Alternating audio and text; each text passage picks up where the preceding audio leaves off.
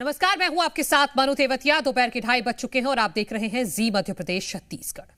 देश के सबसे स्वच्छ शहर इंदौर में जब दूषित पानी से लोगों के मरने की खबर सामने आई तो पूरे देश में पानी को लेकर अलर्ट हो गया।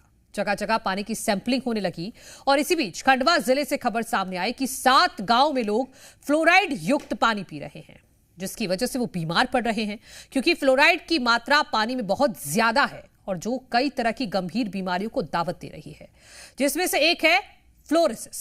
तो आज दोपहर 2:30 बजे में फ्लोराइड से होने वाली बीमारी फ्लोरोसिस के बारे में एक्सपर्ट के साथ हम चर्चा करेंगे। बताएंगे आपको विस्तार से एक छोटी छोटी बात कि कैसे आप अलर्ट रहें और साथ ही ये भी बताएंगे कि कैसे आप घर में ही पहचान सकते हैं कि आप जो पानी पी रहे हैं वो पीने योग्य है भी या नहीं।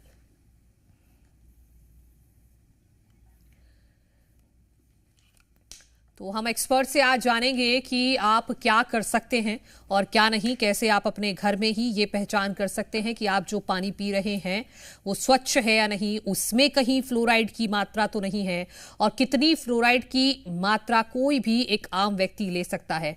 बच्चों के लिए भी खासतौर पर हम बात करेंगे इसमें, और साथ ही साथ गर्भवती महिलाओं के लिए भी, क्योंकि यहाँ पर जो पानी आप पी रहे हैं वो सबसे ज्यादा महत्वपूर्ण है कि वो साफ हो, और जब आप उस पानी को पिएं तो उससे आपके शरीर में कोई नुकसान ना हो। तो इसी पर बात करने के लिए हमारे साथ मेहमान जुड़ गए हैं। इस वक्त डॉक्टर अभिजीत देशमुख जी हमारे साथ जुड़ गए हैं, जनरल फिजिशियन हैं। आपका बहुत बहुत स्वागत है डॉक्टर अभिजीत जी। सबसे पहले हम यही समझना चाहेंगे कि फ्लोरोसिस क्या होता है और कैसे होता है। फ्लोरोसिस के मैं बारे में बताऊंगा कि फ्लोरोसिस मतलब हमारे शरीर में जो फ्लोराइड जो होता है उसका बहुतायत में जमा हो जाना और उसके कारण उसके लक्षण आना, उसको बोलते हैं फ्लोरोसिस। तो बॉडी के अंदर जब फ्लोराइड ज्यादा मात्रा में आ जाता है और वो खासतौर से दांतों में या फिर अपनी जो हड्डियां हैं बोन्स में जाकर इकट्ठा हो जाता है, और उसके कारण कई बीमारियां या कई लक्षण ऐसे आ जाते हैं जिससे कि हमें तकलीफ होती है, तो उसको बोला जाता है फ्लोरोसिस। और खास तौर से ये हमारे पानी में जब फ्लोराइड ज्यादा मात्रा में आ जाता है और वो हमारे शरीर में जाता है ज्यादा मात्रा में, तो वो शरीर में दांतों में और हड्डियों में इकट्ठा हो जाता है। तो क्या शुरुआत में ही जो इसके लक्षण आते हैं उससे पहचाना जा सकता है? कोई भी आम व्यक्ति क्या ये पहचान सकता है कि वो इसका शिकार हो चुका है? बिल्कुल, मतलब आपको अगर किसी के खासतौर से दांतों में व्हाइट पैचेस आ जाते हैं, कई बार ब्राउन कलर का उनके दांत हो जाते हैं, हड्डियों में दर्द होना, वीकनेस होना, ये उसके लक्षण हैं। तो हम जब कई बार जांचें करवाते हैं और जांचों में ये चीजें नहीं आई नॉर्मल, जो हम जांचें करवाते हैं, तो हमें सस्पेक्ट करना चाहिए कि कहीं ना कहीं पानी में ऐसा कोई फ्लोराइड तो नहीं है।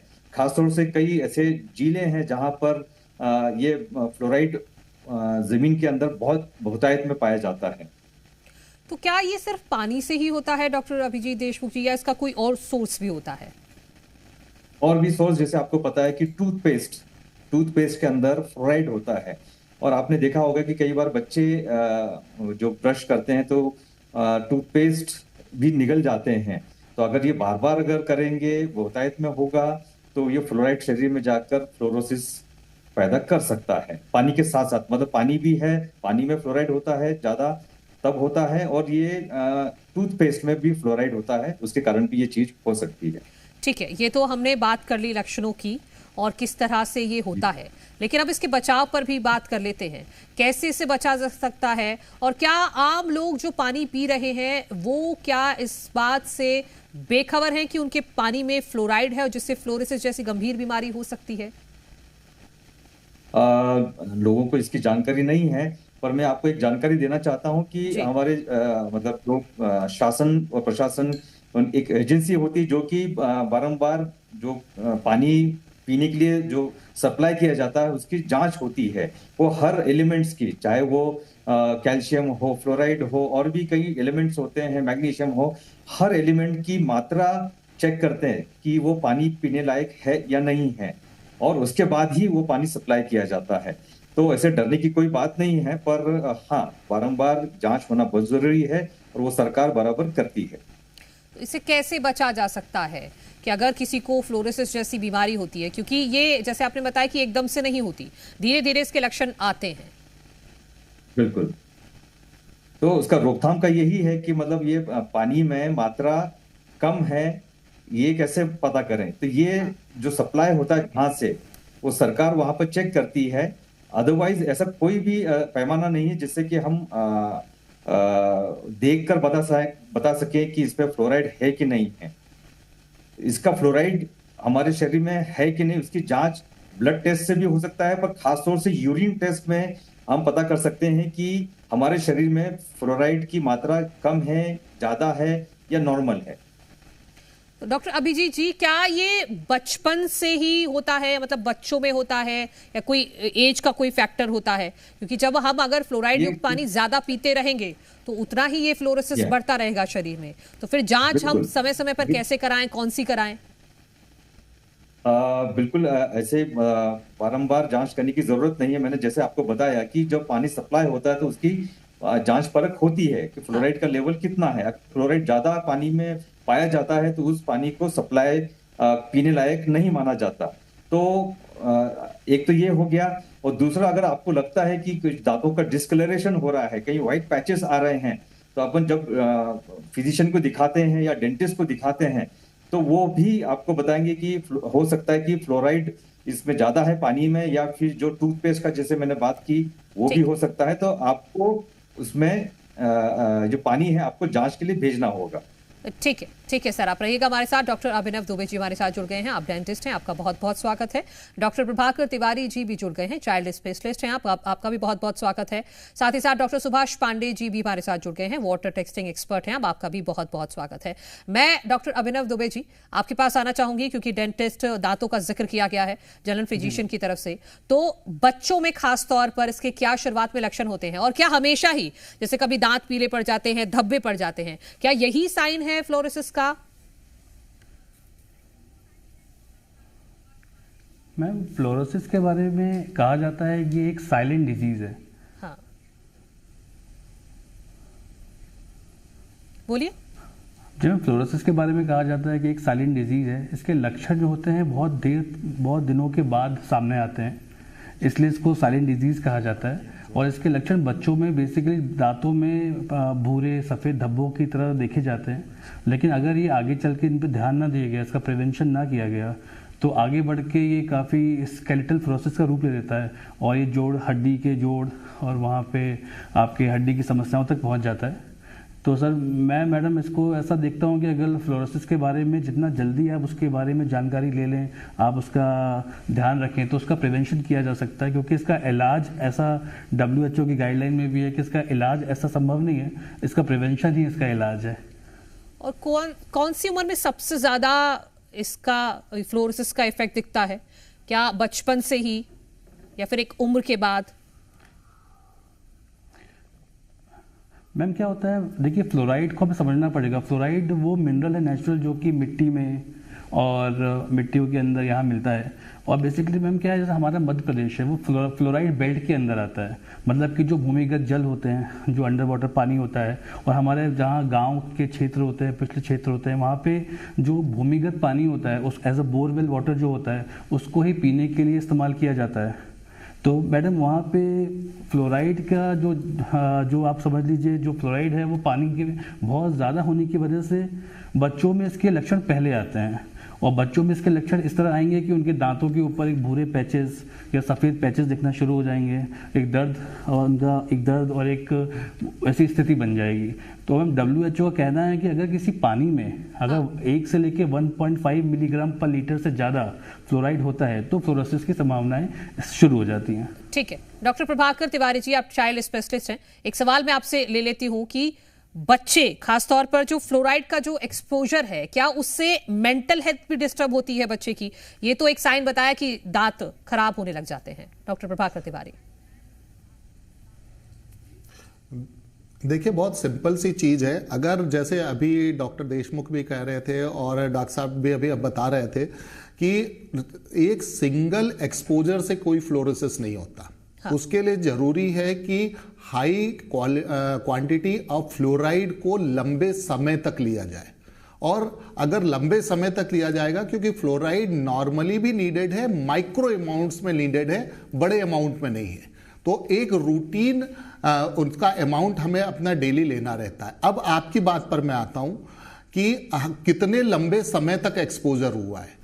जब भी डेवलपमेंटल स्टेज रहती है, जब भी अभी दोनों डॉक्टर साहिबान ने बताया कि चूंकि चाइल्डहुड जो रहता है वो डेवलपमेंटल स्टेज रहता है, तो उस समय चाहे वो बात डेंटल फ्लोरोसिस की हो, चाहे मस्कुलोस्केलेटल फ्लोरोसिस की हो, चाहे वो एब्डोमिनल फ्लोरोसिस की हो, या कोई भी इस तरह का एलिमेंट अगर हमारे नर्वस सिस्टम में जाता है, चाहे वो फ्लोरीन हो, चाहे वो कोई और हैवी मेटल हो, निश्चित तौर पर वो मेंटल एक्टिविटी को भी प्रभावित करता है। तो अगर हम मोटे तौर पर ब्रॉडली देखें तो इसका अगर लंबे समय तक एक्सपोजर, इसका यूज होता है, तो जब डेवलपमेंटल स्टेज है, शुरू होता है ये डेंटल फ्लोरोसिस से, और जैसा कि अभी आपको डॉक्टर साहब ने बताया कि वो मस्कुलोस्केलेटल सिस्टम को भी उसके बाद वो इन्वॉल्व कर देता है। उसके साथ साथ जो हमारे एब्डोमिनल ऑर्गन्स है, गैस्ट्रोइंटेस्टाइनल ट्रैक्ट है, उसको भी इन्वॉल्व करता है, और शरीर के दूसरे ऑर्गन्स को भी इन्वॉल्व करता है। डॉक्टर प्रभाकर तिवारी जी, आपने जिक्र किया कि थोड़ा फ्लोराइड तो जरूरी है, लेकिन कितना और आम लोग कैसे इसको समझें? बहुत सिंपल सी चीज है। हमें जितना डेली का फ्लोराइड आवश्यक है, हमारी डेली खाने की चीजों में आमतौर पर मिल जाता है। और जैसा कि अभी दोनों ही डॉक्टर्स ने आपको बताया कि आमतौर पर फ्लोराइड जिन बेल्ट्स में पानी में फ्लोराइड ज्यादा है, वहीं से शरीर में आता है। इसके मुख्य तौर पर हम देखें तो सिर्फ दो ही कारण रहते हैं। या तो हम जो फ्लोराइड युक्त टूथपेस्ट है, अगर उनको लोग खा लें, निगल लें, और लंबे समय तक निगलते रहें, या फिर पानी में फ्लोराइड है। तो पानी में फ्लोराइड के टेस्टिंग के लिए, जैसे अभी डॉक्टर देशमुख ने भी पहले कहा कि जो हमारा पब्लिक हेल्थ इंजीनियरिंग डिपार्टमेंट है, जो पीने के पानी की सप्लाई के लिए रिस्पॉन्सिबल है, और उसके साथ में स्थानीय निकाय जो हमारे नगर निगम और नगर पालिका हैं, वो सारे के सारे वाटर सोर्सेज की टेस्टिंग करते हैं, और वाटर सोर्सेज की टेस्टिंग के बाद ही उनको पीने के लिए सुरक्षित माना जाता है। ठीक है, कई बार आपने देखा होगा कई जगहों पर, जैसे अभी डॉक्टर साहब ने बताया कि बोर किया जाता है, पर वो पानी पीने के लिए सुरक्षित नहीं माना जाता। हाँ, ठीक है। डॉक्टर सुभाष पांडे जी हमारे साथ हैं, आप वाटर टेस्टिंग एक्सपर्ट हैं। डॉक्टर सुभाष पांडे जी, हमारी जनता को ये बताइएगा कितना लेवल फ्लोराइड का होना चाहिए और कैसे इसको मेजर किया जा सकता है? आम लोग घर में इसको कैसे मेजर कर सकते हैं? नहीं, आम लोग इसको मेजर नहीं कर सकते। ये जो BIS है, ब्यूरो ऑफ इंडियन स्टैंडर्ड 2012, उसकी जो पैरामीटर्स हैं, गाइडलाइंस हैं, उसके अंदर ना केवल फ्लोराइड बल्कि बाकी सारे पैरामीटर्स, फिजिकल, केमिकल और बायोलॉजिकल पैरामीटर्स दिए हुए हैं। इसीलिए उन पैरामीटर्स को देख करके साइंटिस्ट या Madhya Pradesh pollution control board या सेंट्रल पॉल्यूशन कंट्रोल बोर्ड या PHE की जो लैब्स हैं या नगर निगम की जो लैब्स हैं, केवल वही उसको टेस्ट कर सकती हैं। वो टेस्टिंग ऐसा नहीं होता इंस्टेंट आपको दें और वो टेस्ट रिपोर्ट हो सकती है, और ना ही पब्लिक जो है उसको तुरंत टेस्ट करके इस रिपोर्ट को बता सकती है। जहाँ तक बात इसकी है कि वो कैसे पब्लिक तक जाए, तो उसके लिए ज़रूरी है कि जो जिम्मेदार संस्थाएं हैं जहाँ पर उनको फ्लोराइड कंटामिनेशन मिलता है, उस फ्लोराइड कंटामिनेशन को लेकर के वहाँ पर बहुत बड़े उसको अबेंडन कर दें, बंद कर दें, और वहाँ के बारे में पब्लिक को सूचना दे दें कि ये पानी फ्लोरीन कंटेंट या फ्लोराइड कंटामिनेटेड है, इसलिए इस पानी का उपयोग पीने के लिए नहीं किया जा सकता। यही कारण है कि आप देखेंगे जहाँ पर भी दूध इत्यादि आ रहा है, जैसे मैं मध्य प्रदेश की बात करूँ तो धार ऐसा जिला है जहाँ पर पानी में फ्लोराइड है, और इसीलिए जब वो पानी में, दूध में पानी मिला देते हैं, तो वो पानी मिला जो दूध रहता है वो धीरे धीरे पूरे मध्य प्रदेश में सबको फ्लोराइड कंटामिनेटेड पानी मिल रहा है। इसीलिए बहुत ज़रूरी है कि जब भी कोई भी चीज़ जो है सरकारी स्तर पर या साइंटिफिक लेवल पर इस्टेब्लिश होती है, तो इस्टेब्लिश की हुई चीज़ को बाद में सरकार को या एजेंसियों को वहाँ उसे बंद करना चाहिए, और वहाँ उसको लिखना चाहिए कि इस पानी का उपयोग किसी भी तरीके से नहीं किया जा सकता। लेकिन जहां तक लैब की बात है या इंडिविजुअल के समझने की बात है, अपने दर्शकों को दिखा पाए तो आप वो दिखा दीजिएगा, और ये भी बात कि कितने कितने समय में ये जांच की जाती है, क्योंकि अगर मध्य प्रदेश में लोग ये सुनिश्चित होकर पानी पिए कि जो वो पानी पी रहे हैं उसमें खतरनाक वाला फ्लोराइड नहीं है, तो ये भरोसा उनको कैसे मिलेगा? सबसे बड़ी बात यह है कि शासन स्तर पर सभी जिम्मेदार अधिकारियों को समझना होगा कि जो पहला लेयर होता है, फर्स्ट एक्वाफर के जो लेयर होता है, नॉर्मली उसमें फ्लोरीन नहीं होती, फ्लोराइड नहीं होता, लेकिन आजकल ओवर एक्सप्लॉइटेशन हो रहा है। जैसे कि आप देखेंगे हरियाणा में, पंजाब में या बिहार में, मध्य प्रदेश के कुछ इलाकों में पानी ग्राउंड वाटर में बहुत नीचे तक चला गया है। जब नीचे चला जाता है, सेकेंड एक्वाफर के बाद चला जाता है, कि वहाँ की चट्टानें, वहाँ का स्ट्रेटा ऐसा बना रहता है कि वो जो स्ट्रेटा है वो कई जगहों पर फ्लोराइड कंटामिनेटेड मिल जाता है। यदि गोरखपुर की बात करें तो वहाँ पर आर्सेनिक कंटामिनेशन मिला हुआ है। यदि पंजाब और हरियाणा की बात है, कुछ जगह यूरेनियम कंटामिनेशन मिला है। लेकिन ये जो कंटामिनेंट्स हैं उनके पता लगाना तो सरकारी एजेंसियों की या वैज्ञानिक संस्थाओं की जिम्मेदारी है, और पब्लिक को अवेयर करने की बात भी है वो। तो डॉक्टर सुभाष पांडे जी, अगर पानी में फ्लोराइड है तो क्या उसको कम किया जा सकता है किसी टेक्निक के आधार पर, कि वो जब लोगों के घरों तक पहुंचे तो उतना असर ना दिखाए? किसी भी वाटर बॉडी के अंदर फ्लोराइड कंटामिनेशन हो गया है तो उसका एक ही तरीका है कि उस पानी को अबेंडन कर दे, वहां उस वाटर सोर्स को, पानी को न लें। और वो तो तभी हो सकता है जब उसका डाइल्यूशन बढ़े। ओवर द टाइम लगातार एजेंसियां चेक करें और उसके पानी को लगातार डाइल्यूशन के बाद ये देखें कि वो पानी परमिसिबल लिमिट के अंदर यदि फ्लोराइड या दूसरे कंटामिनेशन आता हो तो उसे बंद करें। ठीक है डॉक्टर अभिजीत देशमुख जी, अब हम आते हैं सॉल्यूशन पर कि कैसे इससे बचा जा सकता है। और आम लोग बिल्कुल, क्योंकि ये साइलेंट बीमारी है, लोग कई बार समझ भी नहीं पाते और इसके गंभीर परिणाम हो जाते हैं, लेकिन हमें कहां पर अलर्ट होना है, कैसे इसकी जांच करवानी है और कैसे इसका इलाज होना है? बिल्कुल, अभी जो सभी स्पेशलिस्ट लोग जो बोल रहे थे, बिल्कुल मैं इससे सहमत हूं। और मैंने पहले भी बताया था कि हमें सबसे पहले तो ये जो पानी सप्लाई होता है, आपको सबको ये सुनिश्चित हो जाता है कि जो पानी सप्लाई हो रहा है उसके अंदर फ्लोराइड की मात्रा जो नॉर्मल होनी चाहिए वही है, एक्सेस अमाउंट में नहीं है। ठीक है, तो ये अपने जो सरकारी एजेंसीज हैं वो पूरा इसको सुनिश्चित करती हैं, इसलिए आपको डरने की कोई बात नहीं है। दूसरी बात कि हमें इसके बारे में अवेयर होना चाहिए, इसके साइंस एंड सिम्टम्स बोलते हैं, लक्षण क्या है। तो जो पहले भी बताया था, डॉक्टर दुबे ने भी बताया, डॉक्टर प्रभाकर तिवारी जी ने भी बताया कि जो दांतों में जो पैचेस आते हैं, डिस्कलरेशन होता है, उसको पहचानना बहुत जरूरी है। तो ये आम लोगों को पता होना चाहिए। बाकी फिर वीकनेस होना, शरीर में दर्द होना, हाथ पैरों में दर्द होना, पेट में दर्द होना, जैसे डॉक्टर तिवारी जी ने बताया था कि गैस्ट्रो इंटेस्टिनल फ्लोरोसिस, तो उसमें पेट में दर्द होता है, डायरिया भी हो सकता है। और तो ये चीजें हैं, लक्षण हैं, तो हमें इसको लेकर डॉक्टर्स को जाकर दिखाना बहुत जरूरी है। डॉक्टर्स वहां पर आपकी सब तरीके की जांच करेंगे और उसमें अगर पाया जाता है कि ये फ्लोरोसिस है तो आपको वहाँ का जो पानी पीते हैं उसकी जांच करवाना बहुत जरूरी है।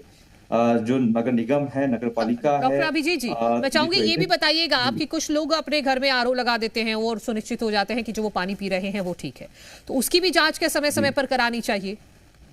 बिल्कुल करवाना चाहिए, उसका क्लीनिंग होना बहुत जरूरी है, उसकी सर्विसिंग करना बहुत जरूरी है। और मैं तो कहता हूँ कि कई बार आपको ऐसा लगता है तो आपका वहां का पानी लेकर जहां पे जो जांच एजेंसी है वहां जाकर उसकी जांच करवाइए, क्योंकि कहते हैं कि पानी से ही सबसे ज्यादा गंभीर बीमारियां बनती हैं।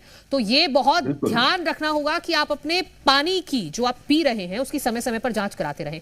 डॉक्टर प्रभाकर तिवारी जी, मैं आपके पास आती हूँ। क्या अगर बच्चों में ये बीमारी हो जाती है उससे रिवर्स किया जा सकता है? और ये महत्वपूर्ण जानकारी जो हमारे दर्शक देख रहे हैं उनको ये बताइएगा, पेरेंट्स को कुछ डेली हैबिट्स में चेंज करना होगा बच्चों को लेकर खासतौर पर? देखिए, बहुत सिंपल सी चीज़ है। हमारे साथी डेंटिस्ट ने आपको जैसे बताया ही है कि इसके रिवर्सल की कोई सुविधा नहीं है। बेसिकली अगर हम देखें तो जो दांत की परतें होती हैं, वो परतों में अगर एक बार क्लोराइड को फ्लोराइड ने रिप्लेस कर दिया है तो उसको वापस रिप्लेस करने के लिए, रिपोजिट करने के लिए हमारे पास कोई भी टेक्निक अवेलेबल नहीं है। और जैसा उन्होंने बिल्कुल सही बताया कि prevention is better than cure. आपने जो इसके पहले वाला प्रश्न पूछा वो बहुत ही प्रासंगिक था। सबसे पहली चीज तो अगर हम कोई नया वाटर सोर्स जिससे हम पानी लेना चाहते हैं, हमारे आसपास कोई हैंडपंप खुला है गांव में, या कोई नया ट्यूबवेल चालू हुआ है, या कोई दूसरा भी वाटर सोर्स है, हम जो स्थानीय निकाय हैं उनसे कहें कि क्या आपने इसकी वाटर टेस्टिंग करवाई है। अगर नहीं करवाई है तो हम जोर डालें कि इसकी वाटर टेस्टिंग करवा के उसको पीने के लिए सेफ वो घोषित करें। उसके लिए ही, उसके बाद ही हम उस नए वाटर सोर्स का यूज शुरू करें। ठीक है डॉक्टर प्रभाकर, क्योंकि पुराने वाटर सोर्स इतने लंबे। डॉक्टर सुभाष पांडे जी के पास चलते हैं, वो कुछ प्रैक्टिकल करके हमारे दर्शकों को इस वक्त दिखाएंगे। डॉक्टर सुभाष पांडे जी, देखिए, फ्लोराइड एज सच का कोई टेस्ट अभी तुरंत संभव नहीं है, यदि मैं बताऊं आपको। लेकिन वैसे उसके बाद भी मैं बताऊं आपको कि यदि कोई भी सैंपल लिया जाता है, मान लीजिए मैंने ये मेरे पास सैंपल है और ये सैंपल मैंने बाहर से मंगाया और इसकी संभावना है कि इसके अंदर जो है वो फ्लोराइड कंटामिनेशन हो सकता है, तो मैं उस सैंपल को पहले निकाल लेता हूँ। ये मैंने उसको सैंपल को निकाला, सैंपल को निकालने के बाद यदि उसमें डाइल्यूशन कम लगता है तो मैं कुछ अमाउंट का डाइल्यूशन इसमें डाल सकता हूँ, और उसके बाद उसमें रिएजेंट डालते हैं। देखिए यहाँ पर सल्फ्यूरिक एसिड है, ये सल्फ्यूरिक एसिड लिया जाता है और सल्फ्यूरिक एसिड को इसके अंदर डाल सकते हैं, इसमें डाला जाता है।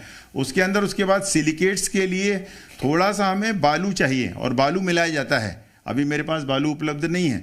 और उसके बाद जो है वो हाइड्रोफ्लूओसिलिसिक एसिड बनता है, जो जिसकी सफ़ेद सफ़ेद लेयर जो इसके चारों तरफ इकट्ठी हो जाएंगी, और उसका यदि आता है, यदि वो वैक्सी लेयर चारों तरफ जमा हो जाती हैं, that indicates the presence of fluoride in the water sample, given water sample. क्योंकि फ्लोराइड कंटामिनेटेड पानी अभी इस समय नहीं है, लेकिन मेरे पास पानी है और इस पानी के अंदर होने की संभावना है। लेकिन बाकी के जो रिएजेंट्स हैं उसको लेकर के अभी चारों तरफ मैं हाइड्रोफ्लूओसिलिसिक एसिड जो है उसके वैक्सी लेयर को दिखा पाऊँ, इस समय वो नहीं है। बाकी तो मैं लैब में हूँ और लैब का इंचार्ज ही हूँ, और इसीलिए वो तुरंत के लिए संभव नहीं है। लेकिन होता ऐसे ही है कि जब भी कोई सैंपल लिया जाता है तो उस लिए हुए सैंपल में सल्फ्यूरिक एसिड मिलाया जाता है, उसके अंदर थोड़ी सी रेत या बालू मिलाई जाती है, और जो वैक्सी लेयर बनती है वो वैक्सी लेयर इंडिकेट करती है कि पानी के अंदर या सैंपल के अंदर फ्लोराइड कंटामिनेशन है। जी, अब जरूरी जानकारी आपने दी, उसके लिए बहुत शुक्रिया। डॉक्टर अभिनव दुबे जी, मैं चाहूंगी कि जाते जाते एक सलाह जो आप पेरेंट्स को खासतौर पर बच्चों के लिए देना चाहें। मैम, मुझे लगता है कि ये विषय ट्रीटमेंट से ज़्यादा शिक्षा का है। जितनी जागरूकता हम अपनी कम्युनिटी में रखेंगे, हम इसके बारे में जितना लोगों को जागरूक करेंगे, कि अपने पेरेंट्स को बताएंगे, स्कूलों में बताएंगे कि जो टूथपेस्ट हम यूज़ कर रहे हैं उसमें कितनी मात्रा होनी चाहिए, जो हम पानी पी रहे हैं उसमें कितनी मात्रा होनी चाहिए। जितना मैम ये विषय डिस्कशन में आएगा, जितना लोगों को हम जा के बताएंगे, उतनी ही इससे हम जागरूकता ला सकते हैं। और मुझे लगता है कि इसका प्रिवेंशन का एक ही रास्ता है, जितना हम इसके बारे में खुल के बात करें, इसके बारे में हम लोगों को समझाएं, और जितनी सरल भाषा में हम जाके लोगों को समझा सकते हैं कि जो पीने का पानी आप उपयोग कर रहे हैं, जो कि अमृत है, उसके अंदर किसी चीज़ से कितनी मात्रा होनी चाहिए, कितनी नहीं होनी चाहिए, तो मुझे लगता है कि इस समस्या। अच्छा डॉक्टर अभिनव दुबे जी, क्या जो टूथपेस्ट हम करते हैं, बच्चों को करवाते हैं, क्या उस पर मेंशन रहता है? और फिर कौन सा हम टूथपेस्ट यूज करें, ये भी फिर बहुत बड़ा सवाल बन जाता है। मैडम क्या होता है, देखिए जो कंपोजिशन होता है टूथपेस्ट का वो घुमा फिरा के सबका सेम होता है। कंपनीज होती हैं वो कभी बताएंगे ये ज़्यादा है, कभी कम है, लेकिन मुझे लगता है कि जो उनके मानक, जो उनके पैरामीटर्स हैं, उनको एजेंसीज को ध्यान से नोटिस करना चाहिए कि कौन से पैरामीटर ज़रूरी हैं, और जो पैरामीटर लिखे हुए हैं, ताकि आम जनता, एक गाँव में रहने वाले इंसान को समझ में आए कि जो टूथपेस्ट वो यूज़ कर रहा है उसके अंदर क्या क्या चीज़ें हैं, और उसकी अधिकतम मात्रा इस्तेमाल करने से या कम इस्तेमाल करने से क्या क्या हो सकता है। इसको लेकर थोड़ा सा गाइडलाइंस को बस सिंपल करना चाहिए ताकि आम जनता भी समझ सके, और ये चीज थोड़ा ठीक है। डॉक्टर अभिनव दुबे जी, आप सभी का बहुत बहुत शुक्रिया इस चर्चा में शामिल होने के लिए। तो एक तो सबसे महत्वपूर्ण बात यह है कि जागरूकता की कमी, क्योंकि ये बीमारी साइलेंट है और सबसे पहले आपको जागरूक होना, हर छोटे लक्षण को आपको ध्यान देना होगा। और दूसरी बड़ी बात कि आपको अपने घर में जो पानी आ रहा है उसकी समय समय पर जांच करानी होगी, तभी आप इस बीमारी से बच सकते हैं। तो